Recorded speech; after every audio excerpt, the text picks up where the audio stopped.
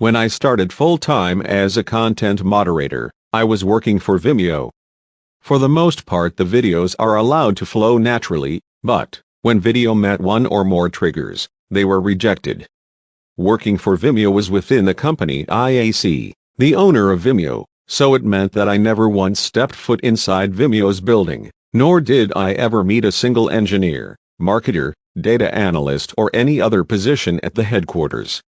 I worked off campus, in a building dedicated to content moderating, much like a call center you would see in a movie. The office that I worked in provided me a cubicle that I did all my work from.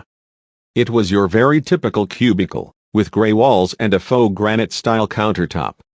In the center of the cubicle were double monitors that I would sit in front of, for up to 9 hours at a time, reviewing videos that had met the trigger. Nowadays, I believe that users know their content is being reviewed, but they just don't understand how closely. Content moderation is not a form of censorship, as these businesses have the right to provide a safe and respectable environment just like any brick-and-mortar storefront is allowed. If you were to go to any public establishment and say harmful or violent things to other customers, or expose yourself to them, you would be arrested. Content moderation is a form of keeping the peace. Just like the police patrol public domains in the real world, content moderators patrol public domains on the internet. There have been videos removed because of death threats, or individuals showing weapons that they claim they will use on another user.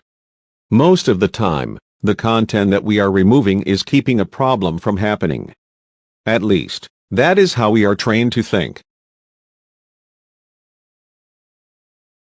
There were some conspiracy theory movies clips that we were made to take off the site. These videos contained documentary-style information about events like 9/11. There were also videos removed about Scientology, and the rumor was that Scientology had threatened to sue IAC. The videos that were removed had to deal with reaching a high ranking in the religion, and were private documents that only those reaching that level would be allowed to see. I don't always enjoy working as a content moderator. There were times in which videos would be removed that I believed were only done so to appeal to political reasons. When the 2012 presidential elections were happening, we were asked to remove all Al-Qaeda-related videos.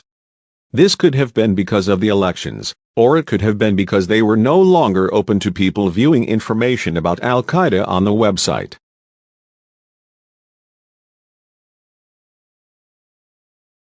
There are always moments where political affiliations are going to interfere with business.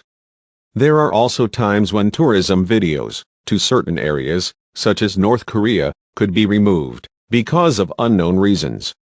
Osama bin Laden video removal was done as a PR move, and a show of respect, to the individuals who had been affected by events like 9/11. It was also done to show a patriotic symbolism, that the United States has accomplished what we have set out to do, and not only is this person dead, but there is no point in continuing to talk about him, or even look at him, because his reign stops here. It was a social move to depict having the upper hand, or the ultimate say.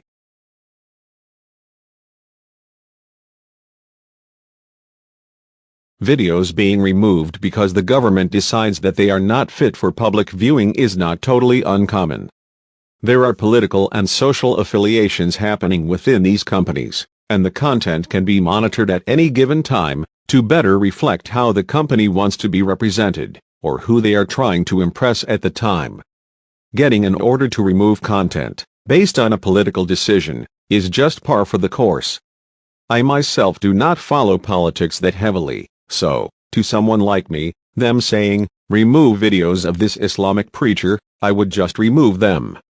The constant thought is that someone, somewhere, is suffering because of this video being public, so it is easier to just remove it, so that person can go on living, without having this out there.